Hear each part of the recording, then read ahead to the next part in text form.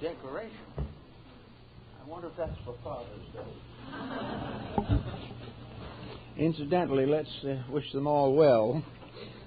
This is their day. I heard a little story not long ago to the effect that someone asked a gentleman, "Did you get any cards on Father's Day?" He said, "Yes, I got them. Most of them were bills from Mother's Day."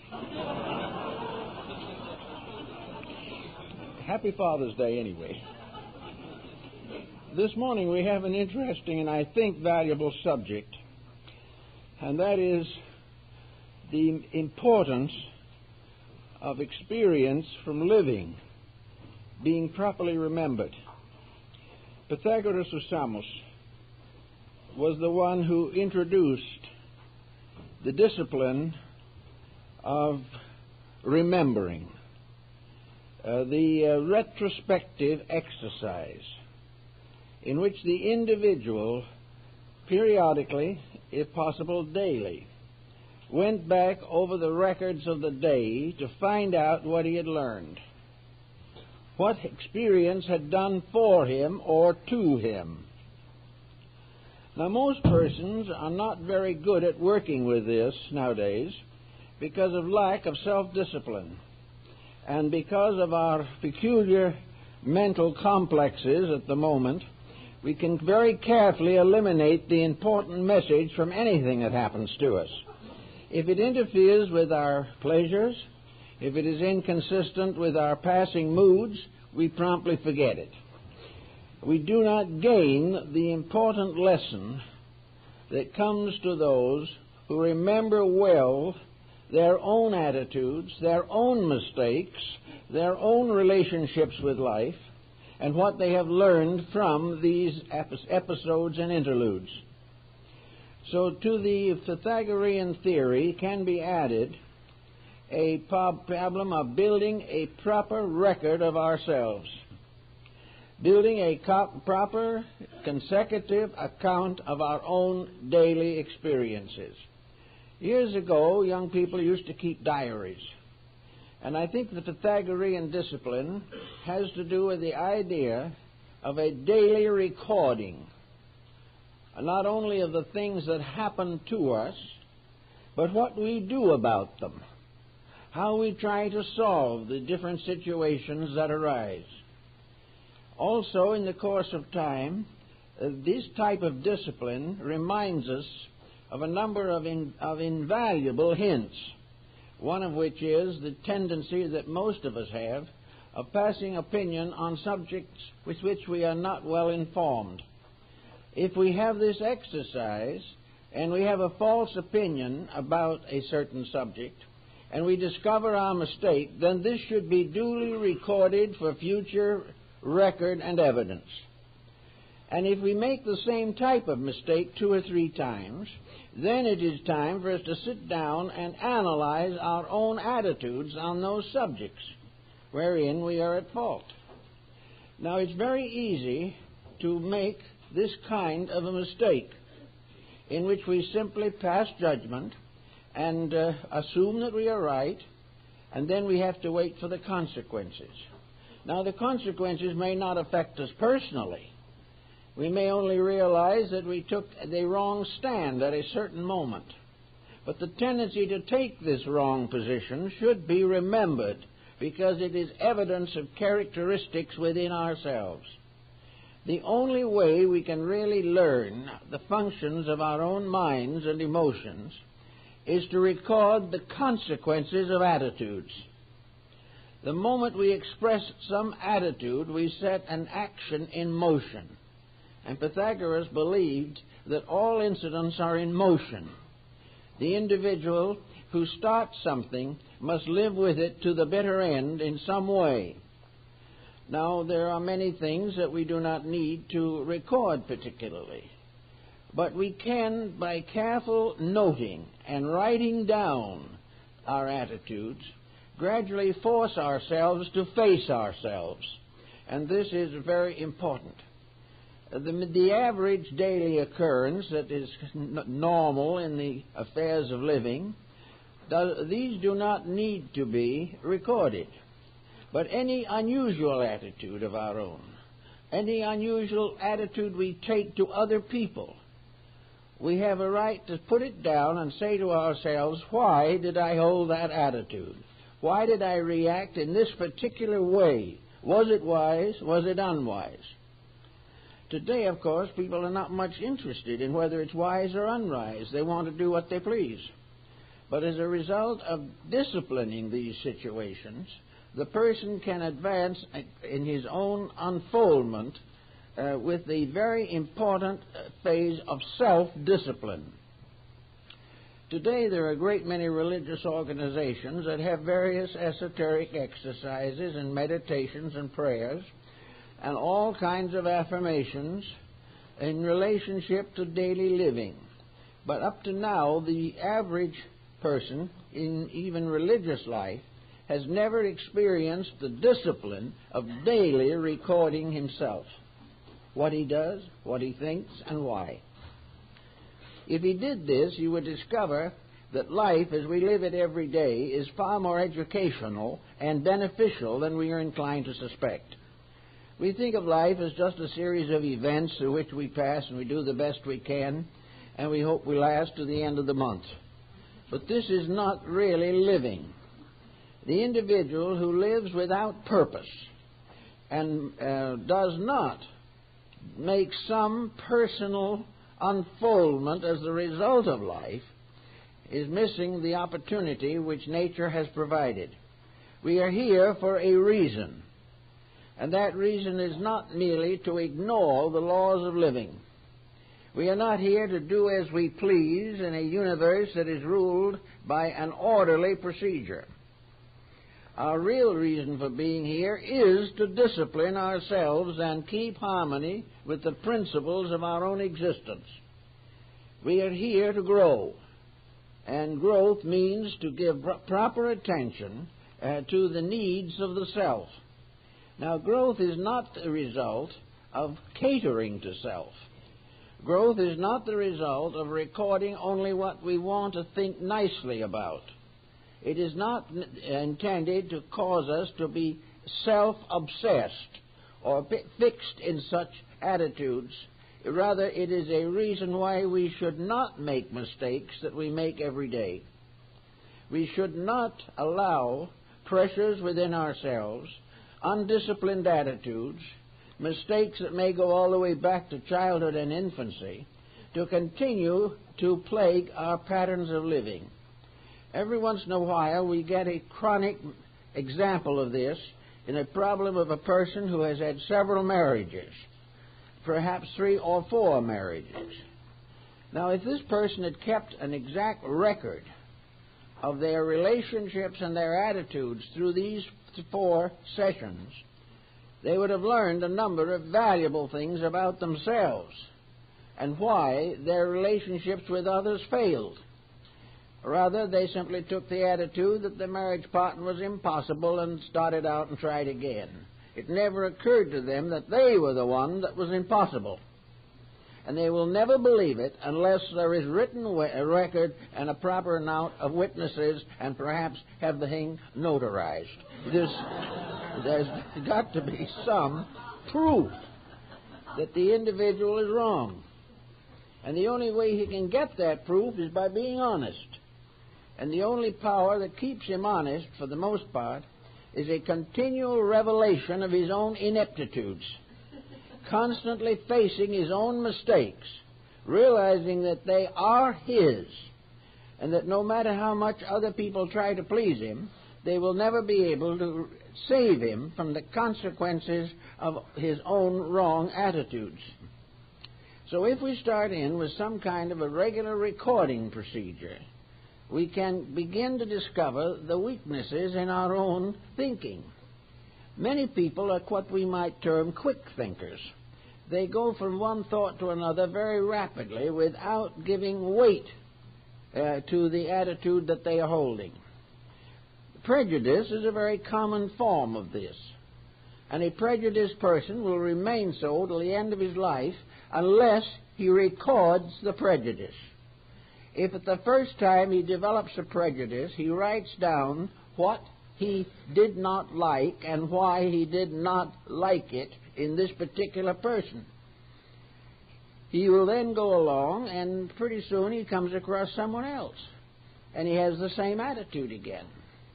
And gradually he comes to find out, by careful thinking, that this prejudice is in himself. If he keeps his records correctly, he will also discover that he has lost something by being falsely prejudiced. He has lost opportunities to grow. In many cases he loses a job. In some instances he breaks a home. But gradually his prejudice is forced upon him for consideration if he writes it down. If, therefore, he begins to write a biography of a prejudice and includes this in his records of his own life, he may, in due time, outgrow this by discovering the fallacy of it. He will also occasionally find a person against whom he was prejudiced turns out to be a very good and sincere friend. This should not be allowed to just drift by with no one paying any attention to it. We should never dislike a person and then suddenly like them and not know why.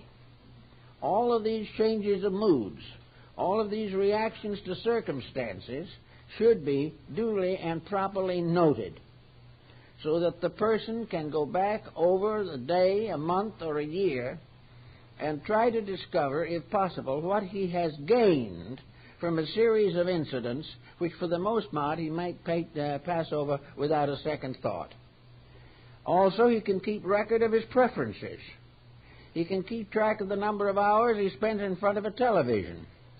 He can keep track of the programs that he turns on and those he does not turn on. He can examine himself to find out, if possible, why he is particularly appealed to by crime pictures or by sports or by research projects. He will learn something about himself. And when he gets through watching a program, he should be able to say to himself, what has this done that in some way increases or improves my own consciousness? What have I learned that is helping me to grow, to become a better person? Have I a secret tendency to turn the program off, but rather let it run through? All of these actions bear witness to character specifications and specialties, and we have a right to understand them. These characteristics all add up over a period of 60, 70, 80 years into a lifetime, and a lifetime that is lived on the basis of attitudes that cannot be sustained, that are not reasonable, that are not factual, and that add nothing to the positive growth of the individual. If we miss all the opportunities to be better, wiser, and more thoughtful, then life as an experience is an almost complete failure. We are here to learn, not to dawdle our way through the years. We are here to find out how to be better and to do better and to understand more and dedicate more of ourselves to common good. If none of these elements are encouraged or nourished, and we do not even realize that we are wasting a lifetime, then it is our own loss. And only a record can be made to show what these processes really are. One problem is to observe the worrier. Now, the worrier constitutes a person for whom a complete column in such a record should be set up, to find out how many times that individual has worried about something that never happened, worried or feared that which, when it occurred, was not difficult at all, worried about other people when these other people had no interest in this effort of their friend. People that we are worrying about are probably also worrying about us. And we know that they need our help, but we do not realize that we need their help. We have to learn these things. And writing it down, underscoring it, comparing the situation on Monday with the consequences on Tuesday, day by day, monitoring conduct can be a very important experience. Now, most people are not much interested in building a great big book in the course of a few months of all their peculiarities. Therefore, we can use a sampling process. We do not need to write down everything, but we can take 2 or 3 areas in which we know we are in trouble most of the time, where there's lack of patience, lack of insight, lack of kindness, that in one way or another we are spoiling chances, and we are failing in the experience of becoming better every day. And the thing that is preventing this improvement is a series of negative patterns in our own minds. Therefore, we can take 3 or 4 distinct difficulties which have been allowed to increase over a long period of time, which we have perhaps burdened ourselves with since childhood, and we can gradually weed them out, discover the fallacy and uselessness of them, that all this worrying put together has not done one thing to advance our insights unless we learn how to stop worrying. Now, worrying is something that is natural to human beings. Even we find evidences of it in the animal kingdom. But worry is a misuse of energy. And as many of the ancient scholars pointed out, everything that is important in life is worthy of deep and careful consideration. But nothing should be handled by fretting and fussing. Everything that comes along as a problem should be solved in the spirit of internal enlightenment. We should always be living the best that we are and the best that we know. And if we do this and come against a complicated problem, then we have inner resources which will help us to find a new solution to a new problem because of the general attitude that we are holding. Little by little, therefore, we correct old faults, build new strengths, and become more useful to ourselves and those around us. So this record is something that is well worth bearing in mind. Another record type of thing was developed in Egypt. And in this particular type of record, the individual who began a study, for instance, a person who intended to become a physician, or intended to become a priest in the temple, or intended to become a builder of palaces or houses. This individual, in his instructional period, studied usually with the masters of his arts or sciences. And when he was ready for his graduation, he was supposed to prepare a paper, a dissertation. The idea of the dissertation has continued to annoy young people now. A dissertation is usually a headache, and a doctoral thesis is enough to cause a person to collapse in one way or another, because it is meaningless. It tells nothing that is real. But the idea behind it in the first place was really a very good one. This dissertation should be a simple statement on the part of the graduate of how he wanted to use what he had learned for the common benefit of mankind. He was supposed to explain how he would proceed, if he was to build a school, if he was to create a group of people, if he was to perform some public service, that his knowledge was to be dedicated to the help of all living things. And he was going to explain in his case how he actually intended to do this, what his steps would be, 1, 2, 3, how he would proceed after graduation to make the education he had received valuable to others. This habit of preparing these outlines should be revised and revived. It should come down to us that education is an asset which must be dedicated. It must be given to the source of all need for the advancement of and enrichment of all good in nature. Otherwise, its primary purpose has failed. So here's another problem of how the individual is going to take what he knows and use it. Now, perhaps you may decide that he is going to take what he knows for further research, that he has found a problem that others haven't solved, and to this he will dedicate his life if it is useful and necessary. So he has a project and a plan which he is expected to fulfill. And if he varies from this plan or fails to fulfill it, he is subject to criticism and condemnation, not only by his own teachers, but by society in general. Another interesting phase of keeping records you probably have observed in TV programs. You find an archaeologist out in the field working in a mud hole or an old wall or something. But if he has a pick in one hand, he has a pencil and paper in the other. Every single thing he finds out he's writing down. Every step of his discoveries, every inch of soil that he has turned is noted. Where and how the artifacts were accumulated is carefully recorded. Or out in the field, someone is studying animal life. They also are watching the animal very carefully, but they have a paper and pad and pencil with them. They have watched and studied the habits of these various animals and have recorded them accurately in order that science and ecology in general might be of greater service to the preservation of various forms of life. Now, what we really need most of all sometimes is that pad and pencil to discover the eccentricities of ourselves.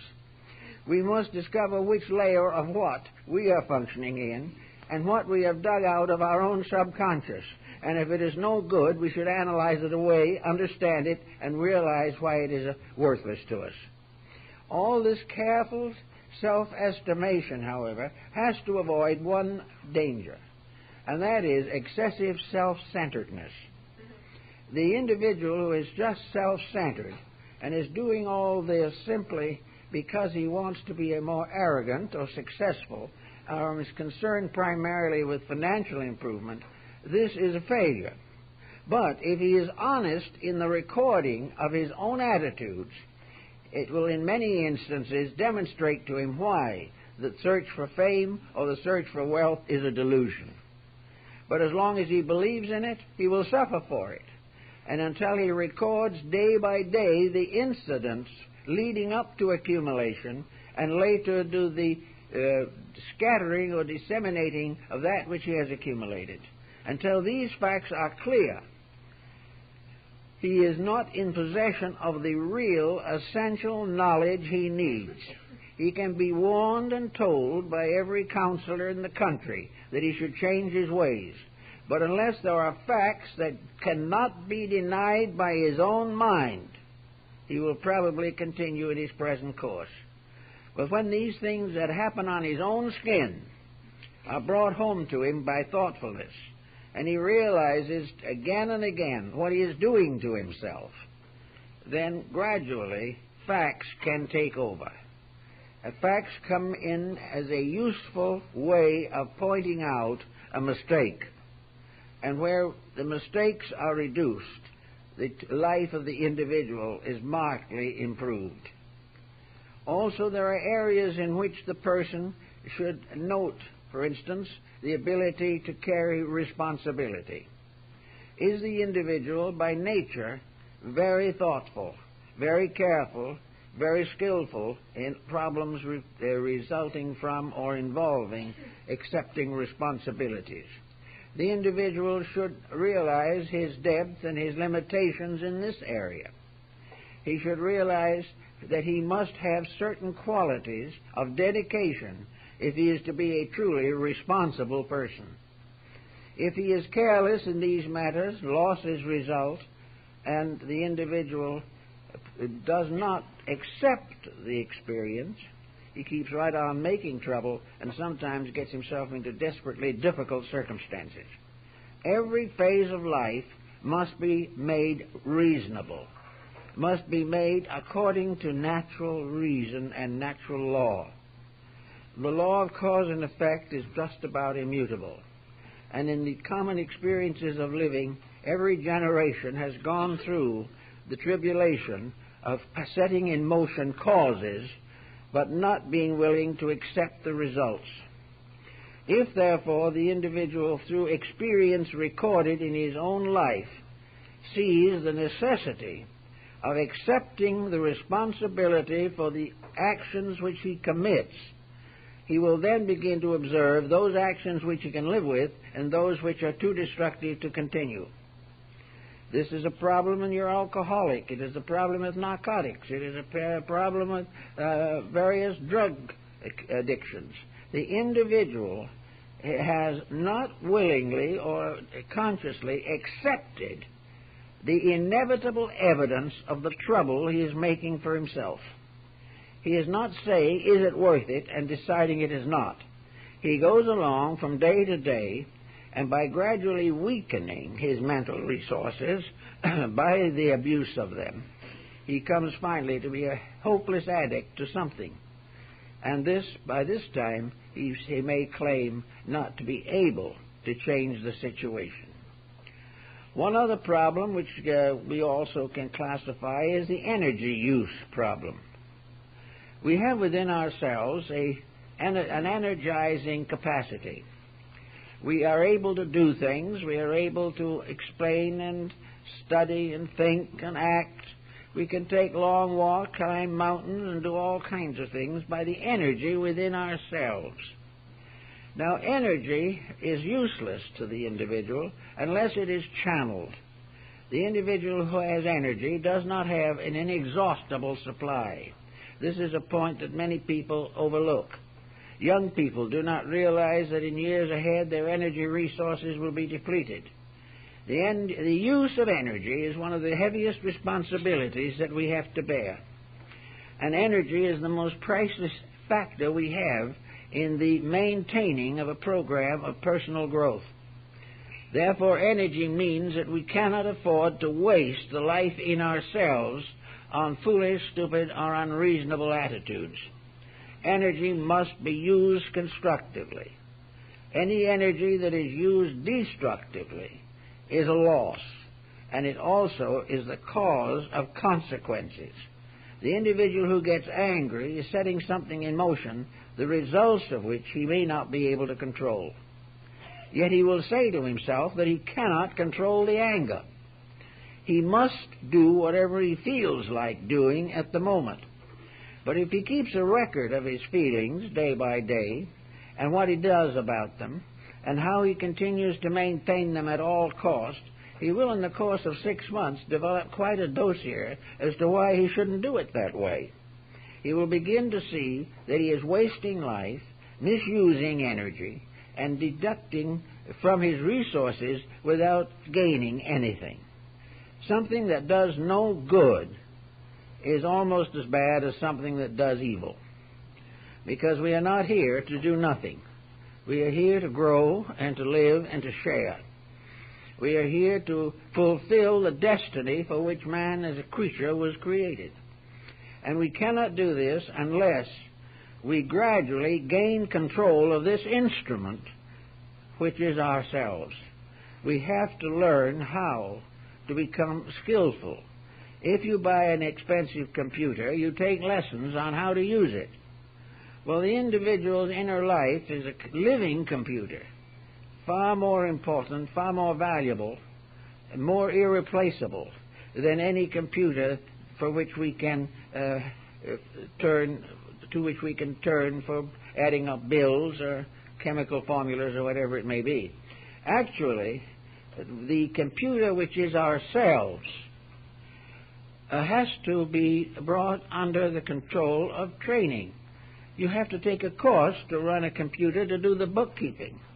You have to learn every art and skill that you expect to use. If you expect to be a musician, you must sacrifice a great deal of time and energy to mastering the technique. The same is true of the artist. The doctor spends years in training. The physician, the lawyer, the banker, all these require either long legal trainings or apprenticeships in the fields of their choices.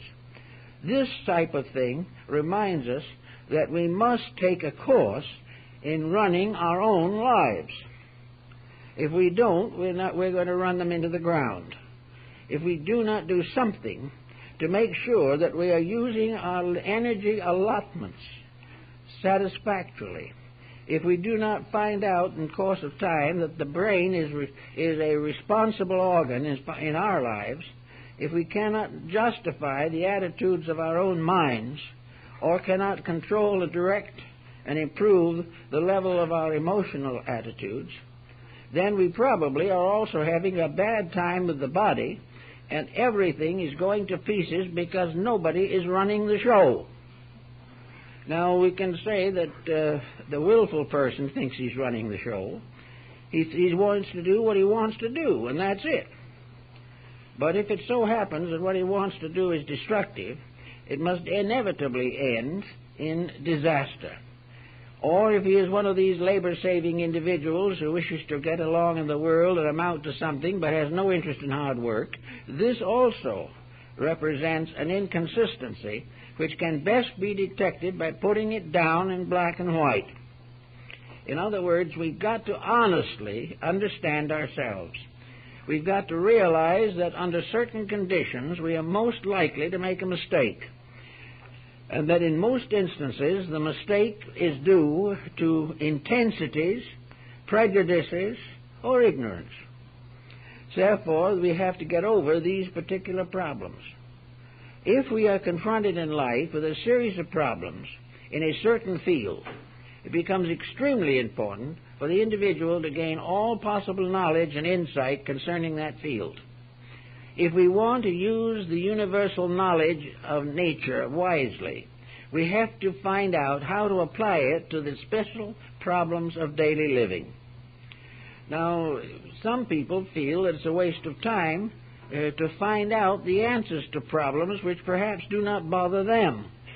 On the other hand, those same problems may bother their children, their parents, their marital partner, or their friends and neighbors, so that they become addicted to passing on recommendations which do not arise from knowledge, but come off the top of the head as the feelings of the moment.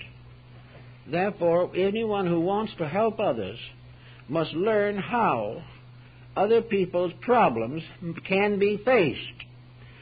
Platitudes have never been very successful. Even the idea of positive thinking, while it is important, is not important unless it is backed up by something. The positive thinker must also have a positive inner consciousness of what is happening, must learn in one way or another to become a valuable source of good for other people. If we are not a valuable source of good to others, we will probably be a valuable source of trouble. We will be constantly developing new problems for the people who turn to us for help. So in the problem of working with these situations, we have to keep the records. These records are like the history of an organization. They are the autobiographies of attitudes. They are the history of ourselves. And as though we were planets, or as though they were infinite forms in nature, that the individual is like a solar system, that he is like all of the cosmic world around him. He has his history, he has his laws, he has his reasons and its principles. And he, as an individual, is at the moment the ruler of his own life. And this is a responsibility heavier than many people want to bear. But we have to gradually become the ruler of our own lives. Now, in doing that, the mystics and people of this thought have decided that the best way to be a ruler of our own lives is to keep the laws and principles of the great spiritual traditions which we believe. The average individual is not going to be a great scientist in these matters, but he can and will have as a resource, and we all have, the traditional integrities of our race. From the very beginning of our time, we have known certain people whose conduct we admire. They were the unselfish ones. They were the dedicated people. Many of them were martyrs. A great many of them went unknown and unrecognized down the corridors of time, but have gradually emerged because of their integrities. So down underneath everything, the average human being believes in an integrity of some kind. Now the problem is to apply it to himself, that he will learn not only from his own experience, but from the compound experience of his race, of his generation, and of the very world to which he belongs. All of these lessons are available to us, but sometimes we don't even want to bother to look for them. It becomes too involved. And furthermore, we have a sneaky suspicion that if we found out what was right, it would frustrate us considerably in our daily conduct. We would not be able to do with good spirit the things that we should not do, and our life would develop frustrations. Nature doesn't want anybody to be frustrated. Frustration is really an interference with the natural flow of life. A frustration is an individual who is cutting off something that he probably should develop, mature, and learn to use. Frustrations, therefore, benefit very little and are things that should be overcome. Another thing that we face, and which of course comes down to us from the past, is the tendency of the idealist, or the person who wants to grow, to isolate himself. This, in my feelings, would be the supreme selfishness. We are not supposed to isolate ourselves and try to be better than other people. What we are supposed to do is examine ourselves and find out how we can become more useful to other people. It isn't a case of gaining all this for ourselves. It's a purpose of becoming better pens in the hand of a ready writer. We want to be servants of realities, servants of truth. We want to be helpful, good Samaritans, and all these things. But this can only happen when the individual improves himself. To put himself in a condition where he rejects learning, where he goes off by himself to be free from temptation, he becomes weaker and weaker, and gradually loses the benefit of this life and usually has to come back again and do it over, because he has simply refused to accept the reason for his own existence. If, however, the person feels that in discipline there are certain experiences that are necessary to him, then perhaps for short periods of time, for his own growth, he may require solitude or isolation or retirement. But this is a temporary thing, only to give him the courage and strength to go on with his major commitments. The major commitments, therefore, are at the top of the pad when you write this book about your own life. What are you trying to do? What do you believe is worthwhile in your life? And many people will take the attitude that they are not sufficiently influential, they're not enough informed to really do much of anything. All they can do is little small things around the house or whatever is natural to them. This, again, is a mistake, because while it may well be true that they are not available for heroic decisions, the individual, no matter what condition he finds himself in, is in a position to plan growth, to plan a future, to plan even small things which are going to occur to him in his daily living. Every individual, for instance, has to plan his own retirement, or plan how he will use those years of life in which his physical activities are likely to be restricted. He must plan for this type of thing. He does not want to wake up sometime and find himself dumped into a retirement situation in which he has nothing to live with and nothing to live for. He should begin at the beginning of life to plan a useful way of life. Every individual should have a column in his book as to what he is going to do to make things better for the world in which he lives. How he is going to, in small ways at least, be a sincere example of integrities. Sometimes the best thing the individual can do is to live a good, quiet, cheerful, useful Christian life. This may be the fulfillment, but there can be a great ministry arise from this. The well-adjusted, conscientious, dedicated person is an example which can lead many others to the strengthening of their own characters. Therefore, no good deed is ever lost. No good effort is ever without its proper consequences. But very often these consequences are not what we want. Sometimes we think a good deed ought to result in an indebtedness in which we can lean on these people for the rest of their lives and ours. This is not the answer.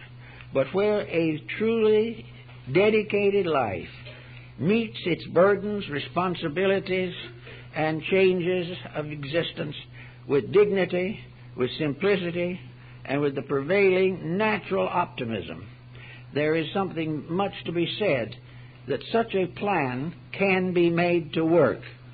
It can be made more and more workable in a situation in which many people are living today much longer than their forebears did.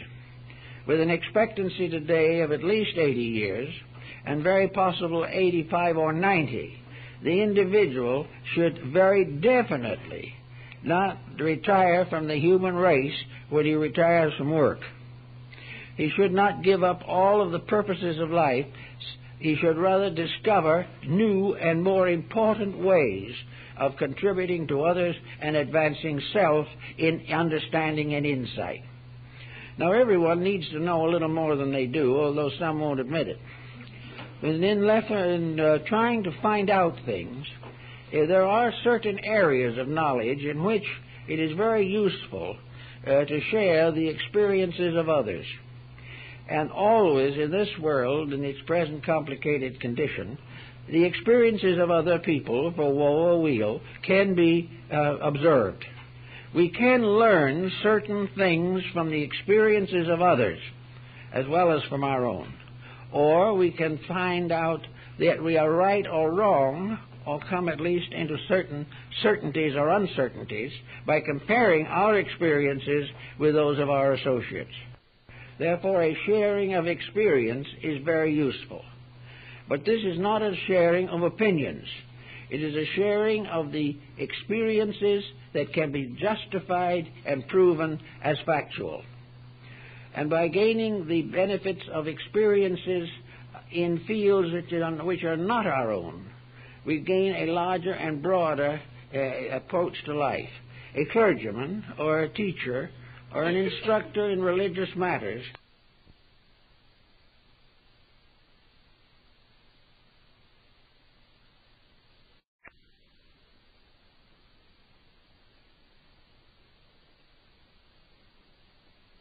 and broader approach to life. A clergyman or a teacher or an instructor in religious matters cannot hope to be perfectly informed on all the problems that a congregation or a student body may bring to him. He cannot have been through every type of experience. He might like to hope that he may have a grand key which he can apply to all types of experience, but very few have succeeded in this, actually, because there has to be a certain factual relationship between the person and a circumstance before he can be an authority on it. But the people who come expect help and need it. So the only recourse under such conditions is to find out from those who have specialized in other fields the best available information that can be passed on to this particular person in trouble. It's safe to say that in the course of a ministry of 25 or 50 years, the individual, the teacher, will be required to bring some type of consolation or insight to persons of hundreds of different characteristics, different characters, different relationships with life, different races, different nationalities, different religious denominations, different arts and sciences. All these people, regardless of what they're in, get into trouble. They get into situations which they cannot handle, and they come for help, and they expect to have it. And, of course, in actuality, probably the only thing on earth that can possibly bring answers to all these problems is divinity itself. But to the average practitioner in any field of public service, there is a responsibility to bring the best available information, to give to the person in trouble that which is the best known solution to his problem. And to do this, we have to continually work with various fields of knowledge. These fields of knowledge do not necessarily become obsessional. We do not have to allow ourselves to fall into a slough of despond over the conflicts of knowledge, but we do need, if possible, a working basis to help other people. And we cannot assume that these other people will all be benefited by that which is most appealing to ourselves. We have to be prepared to meet these different situations that arise in life. Therefore, it's a good thing sometimes to keep a case book.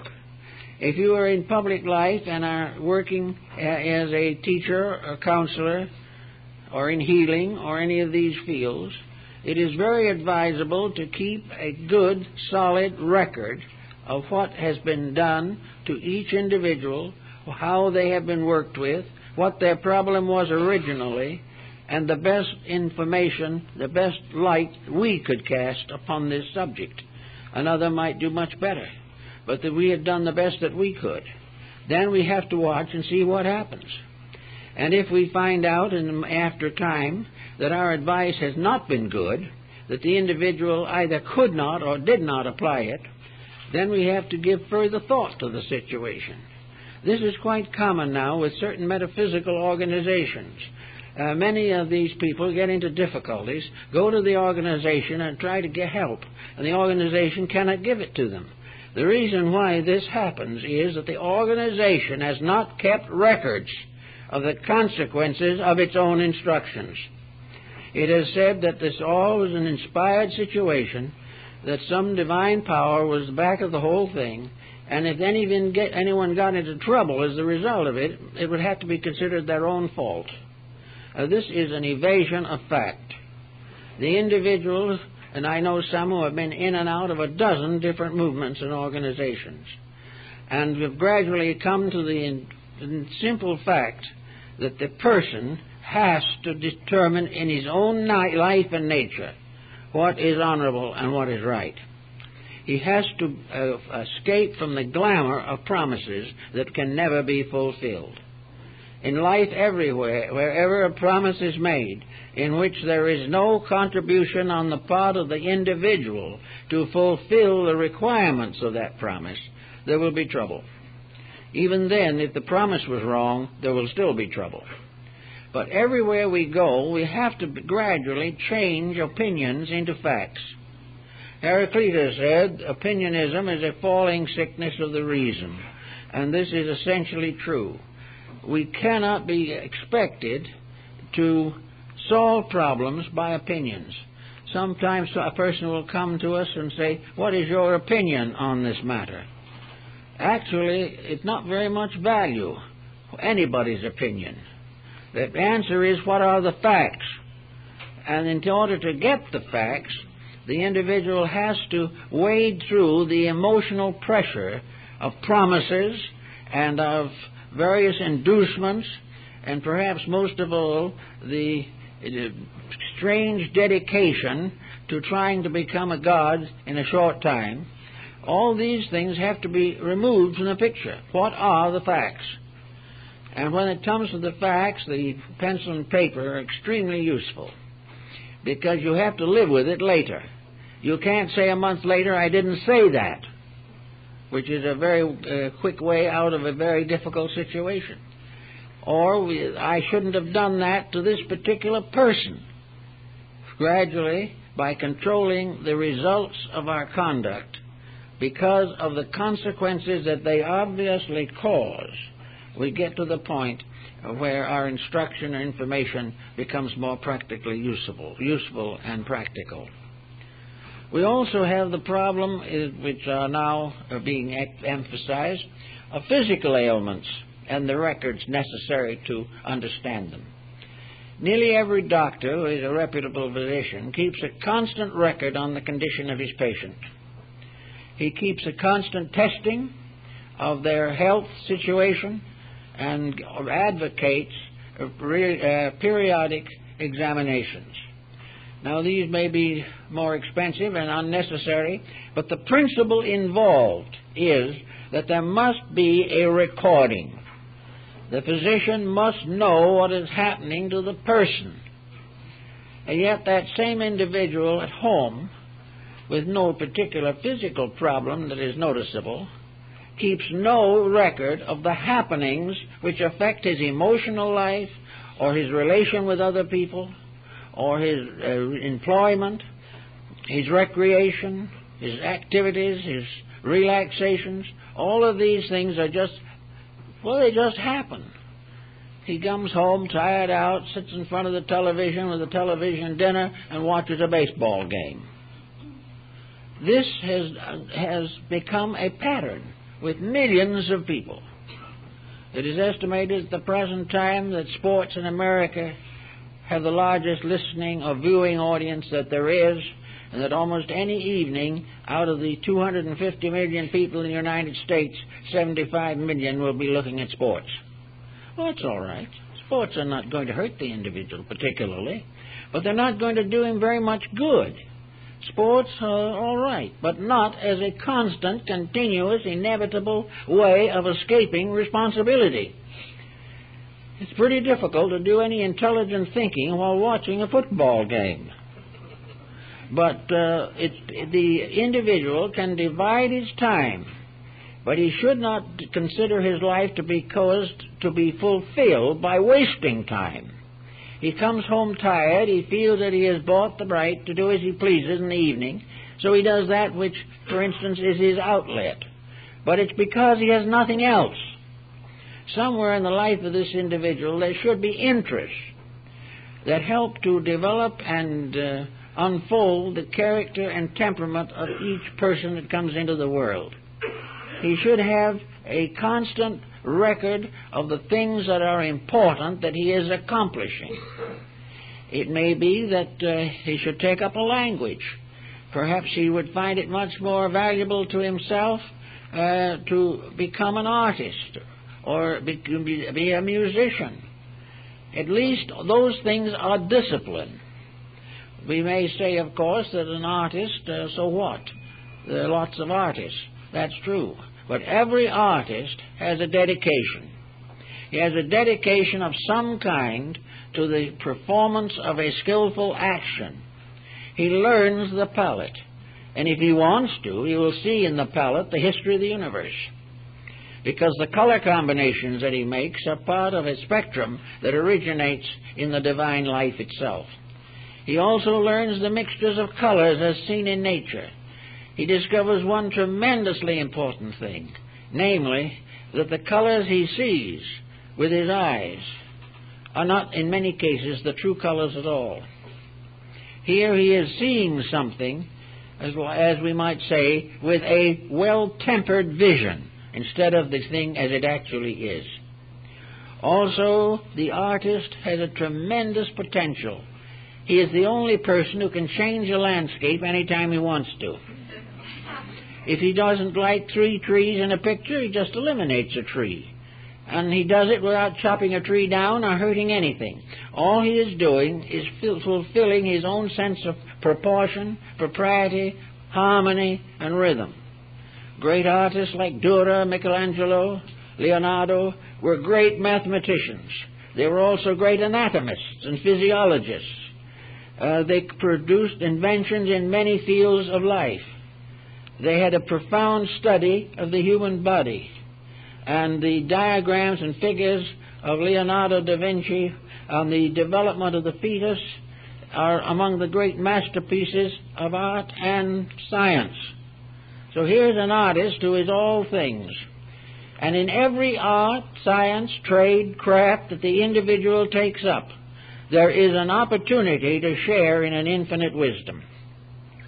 There is an opportunity to make the thing you are doing a teacher not only of your mind, but of your heart and of your soul. All these constructive outlets make people happier and help to make life more important. Therefore, if some time is taken from the wasting of time, then we can also realize that the person will be preparing for a retirement in which the mind will be filled with constructive and hopeful expectations of further opportunities to learn. These are the things that make life important. Muhammad always divided his day by the 24-hour rule. 8 hours of work, 8 hours of rest, and 8 hours of service. The individual has the opportunity to take recreation and make it the basis of the most happy and wonderful experience of growth that is imaginable. Recreation is a kind of dance of life, as Havelock Ellis called it.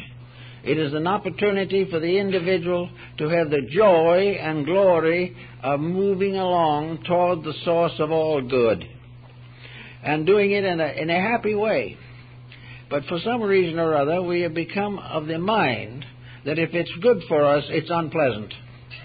This is not according to good sense or according to good religion, but it has involved itself in practically every aspect of human growth.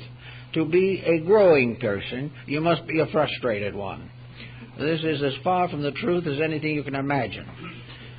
To be a truly growing person, you must be a completely free person, free from the fallacies of your own attitudes. This does not mean that you go up on the top of a mountain. It doesn't mean that you join some kind of a club of the discontented. It doesn't mean that you are now entitled to use all the cocaine you want. Freedom is the actual wonderful privilege of being right. And because we are right, not having to worry about trying to get over the mistakes to which we have been in service for so many years. All these things can also add up to perhaps another type of literature, and that is to write the book of the thing as it ought to be. You might sometime find it interesting to take yourself as the hero of the world. Now, this sounds like audacity right now. The individual say, it's never going to happen to me. At least that's what he says, but a lot of them believe it is.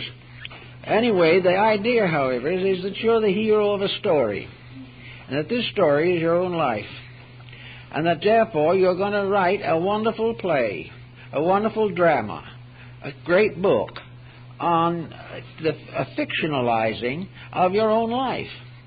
You're going to do all kinds of interesting things that you may never factually do, but you're also going to dramatize your own reactions to life.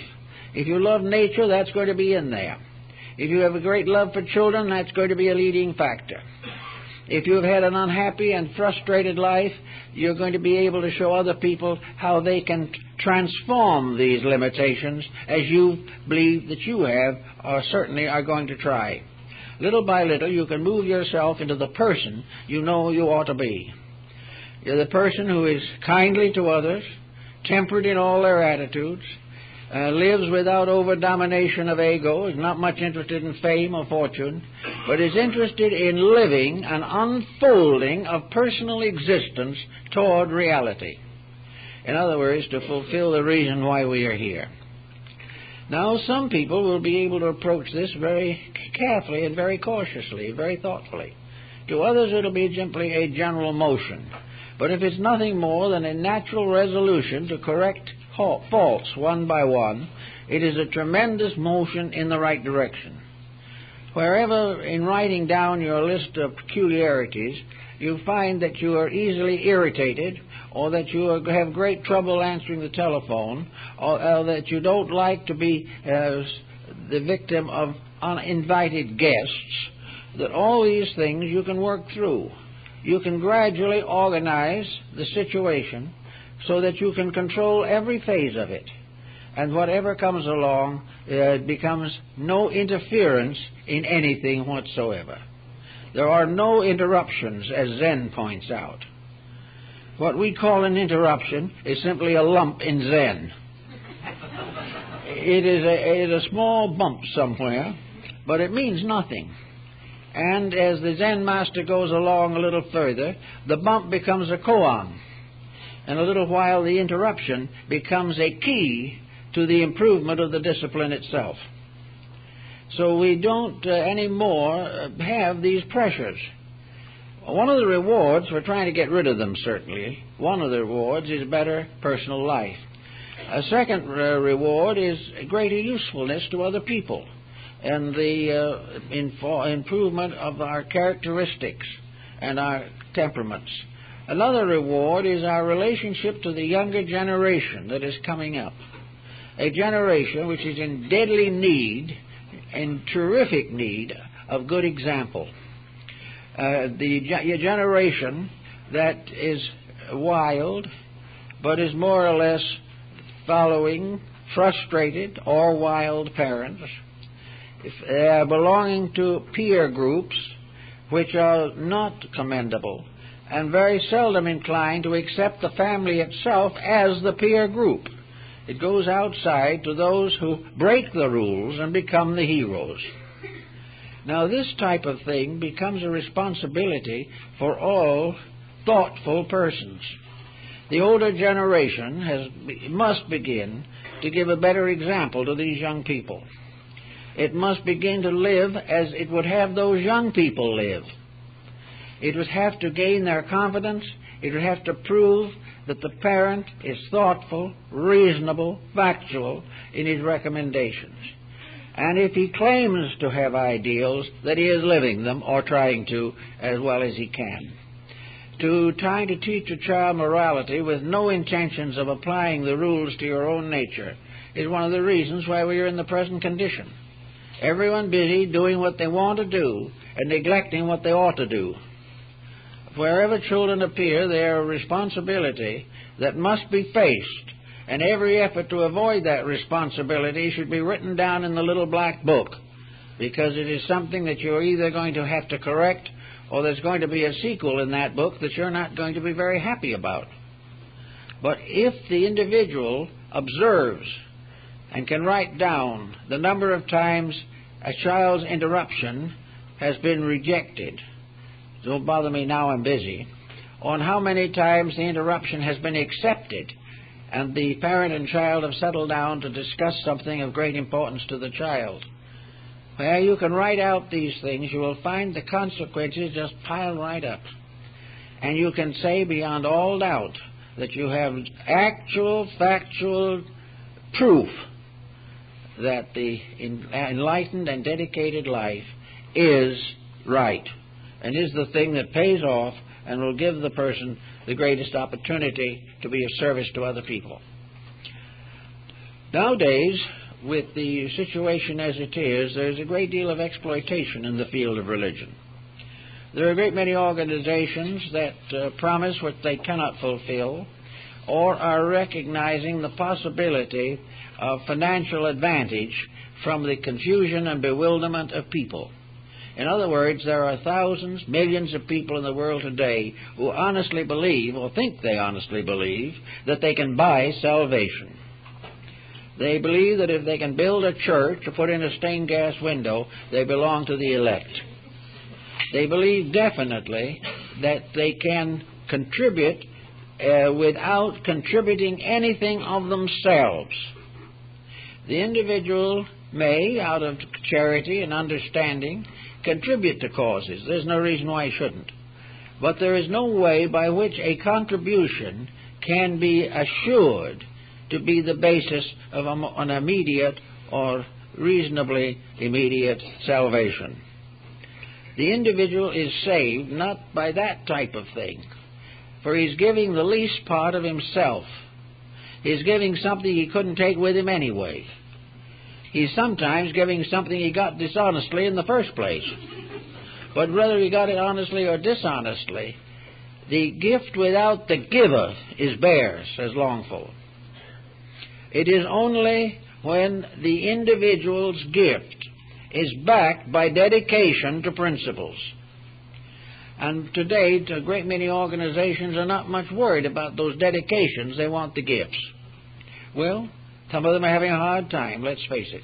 But the individual who is expected to help them must have the ability to determine within himself what is right, what is just, and what is worthy of assistance. He must recognize that nothing that is worthy is going to make the path to personal growth a flowery bed of ease. It is going to be troublesome always. It's going to be work. The individual must fight continually against the conspiracy of selfishness within himself. But he can and should realize that he must grow. He cannot be converted into salvation. He cannot be given some kind of a formula and be told he's a member of something and have anything happen unless he makes it happen. There is no shortcut to truth. It is a long, hard, difficult road. But it is something that gradually becomes so magnificent in its own nature that regardless of what it costs, the individual would not compromise it even for a moment. But there is that time of getting to that point, the time to compass the entire worldly material that has been burned into us by sorrow and trouble and responsibility.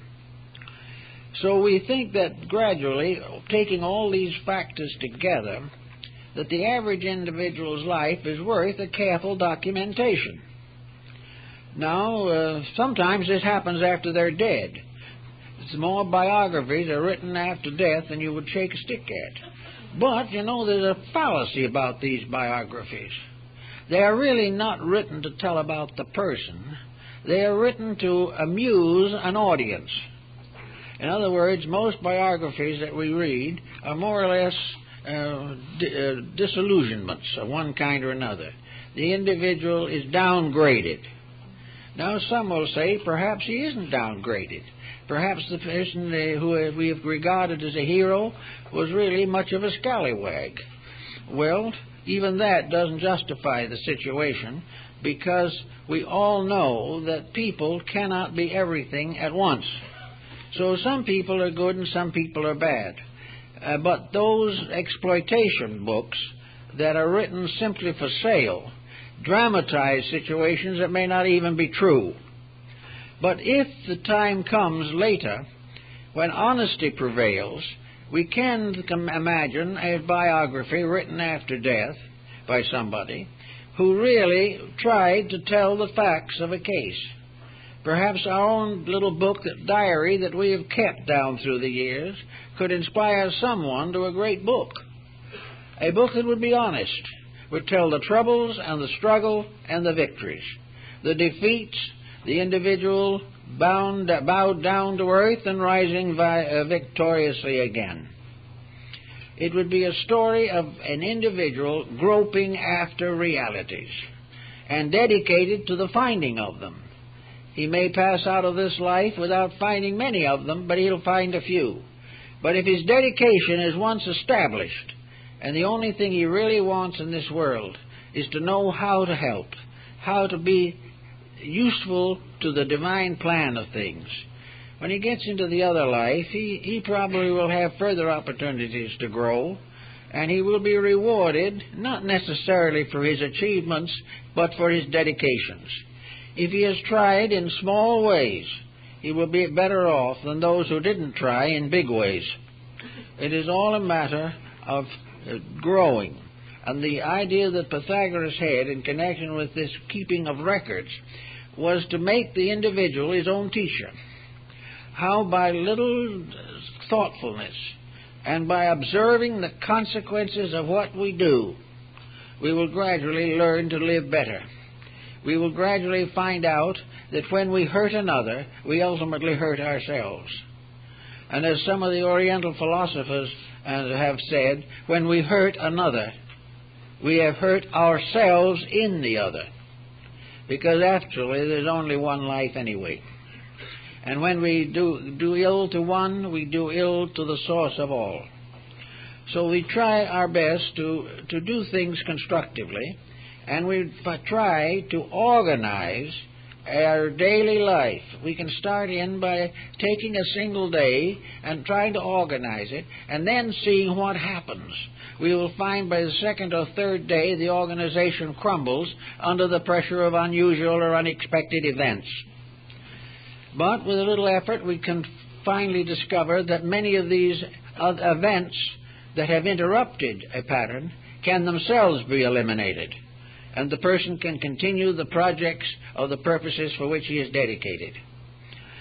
Another problem that happens, that I think is very much in Western religions especially, is that the individual who is dedicated nearly always takes on a deadly seriousness. We haven't discovered, apparently, the dance of life. We haven't discovered perhaps what some of the older people who were not so smart in some things really discovered, namely that after all, growth is the most joyous process that there is. To grow in wisdom is a magnificent adventure. Growth is not brought about by frustration. It is not the individual turning away from the world. It is the individual who examines the world and finds its own natural beauties that gradually grows. There are many things in the world that we have to consider as serious, but there are not so many that we have to react to with too much seriousness. It becomes wrong, because growth, the child growing, isn't fighting growth. The people in passing through various stages of life find it's impossible to fight them. All they can do is put them in order and use each period of life as an opportunity for the expression of a great beauty. And it doesn't make any difference whether it is the newborn babe or the centenarian. Beauty is always there. Tremendous values are always there. And the individual who learns to appreciate them does not become an outcast, does not become a cynic. He remains what he always has to be if he wants to grow, and that is ever aware that the mistakes and sorrows and problems of life are all part of the growing pains of human beings. They're there for the individual to transform and transmute by his own consciousness. And there was a belief in antiquity, at least, that no one was ever presented with a problem so great that he couldn't do something about it. That it is not necessary to assume that our problems are so vast that we cannot solve them. Nor is it our responsibility to take on unsolvable problems and try to solve them. The problem is to grow graciously, to try to find the thing that would make the individual today attractive to the younger generation growing up. That the parental attitudes are enlightened, that they are gentle, kindly, thoughtful, unselfish, and yet have within them a strength of discipline. Discipline is the most important thing in the world for the average person, and there is nothing they resent more. Discipline is given in the army, and while it is not a very good cause, we'll accept that, very many of those who have gone through army discipline have become much better people as a result. They have come out of that discipline with the ability to obey commands, ability to do things that are needed to be done, and to do them without efforts to avoid or evade. But anyway, discipline is the thing that we all have to have. And a discipline of a parent for a child must be enlightened. The discipline that we apply to ourselves must be enlightened. We cannot simply blindly swing out at something with an outburst of temper or something of this nature. Discipline has to be gradually gained in the way a musician gains the skill to play an instrument. If he did not practice for years, he could not play it. If the individual doesn't practice self-discipline for years, he will not achieve it. The only way in which some seem to be able to shorten this apprenticeship to discipline is through a mystical religious illumination. Some people who have been very worldly, for instance, St. Francis de Assisi is one of the examples.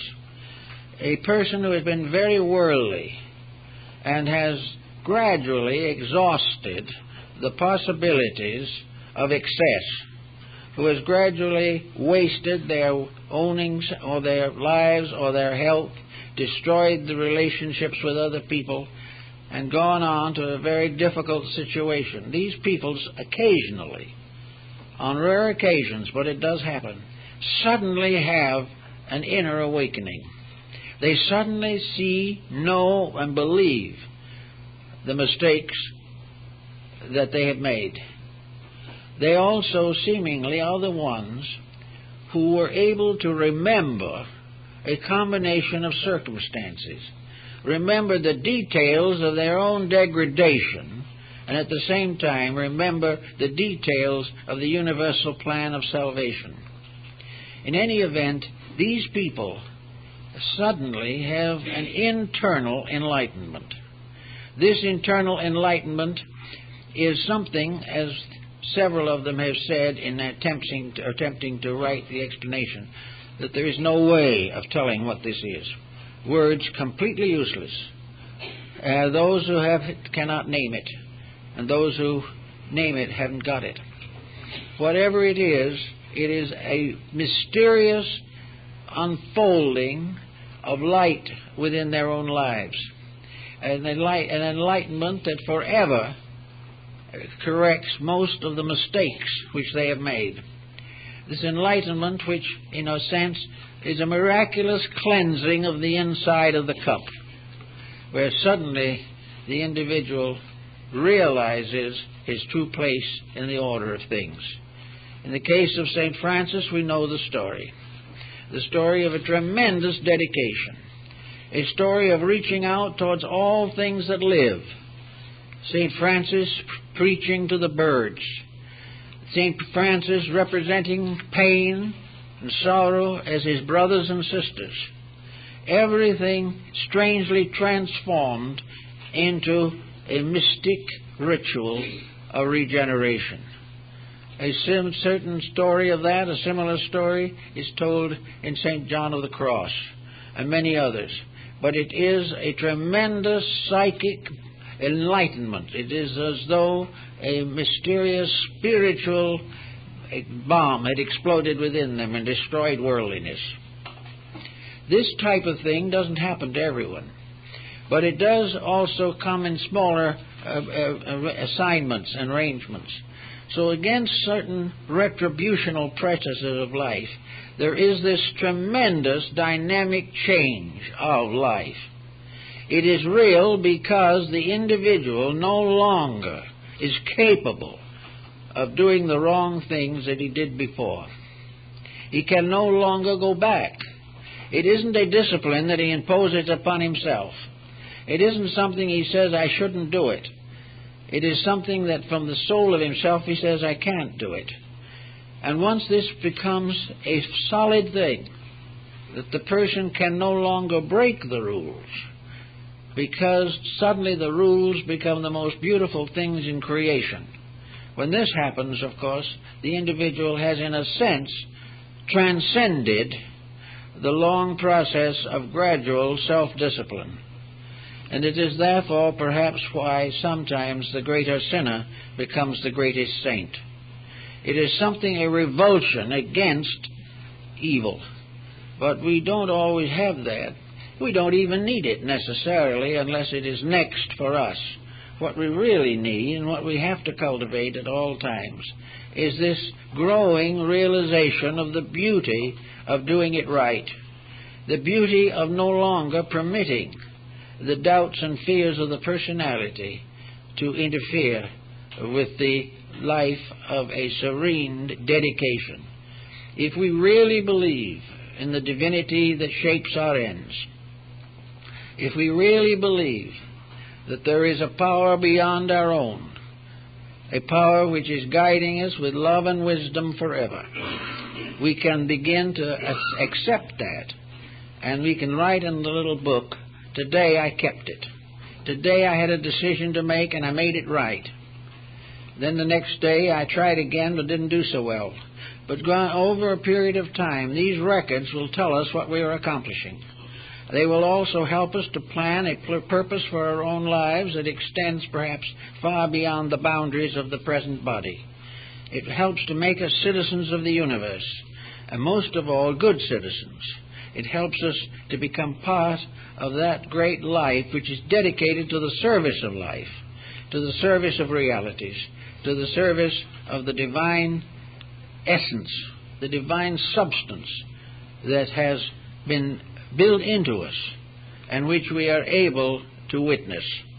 In other words, it is the divine power coming through so that we all become manifestations of the infinite goodness and the infinite love that protects all things. If we begin to feel that way and think that way, little problems will fall away, and gradually larger problems will be modified.